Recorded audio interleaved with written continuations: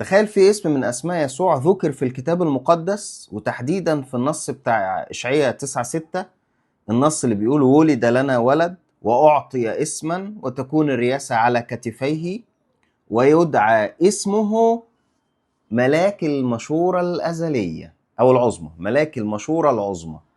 النص اللي أنا قرأته ده بحسب الترجمة السبعينية، والموضوع ده غريب جدا. تخيل اسم من أسماء يسوع أنت المفروض أنك أنت مؤمن بيه، والآباء ذكروا في الكتاب المقدس في كتاباتهم، الآباء أثناسوس الرسولي والبابا كرولوس الكبير وهكذا، الآباء دول ذكروه في كتاباتهم وأنت ما تعرفش عنه حاجة، ومفيش عظة واحدة بتتكلم عن المشورة الأزلية دي اللي هو المفروض الملاك بتاعها. تفتكر ليه؟ ده إن شاء الله احنا هنتكلم عنه بقى في حلقة موسعة عن المشورة الأزلية، إن الآلهة كانت قاعدة بتتشاور مع بعض.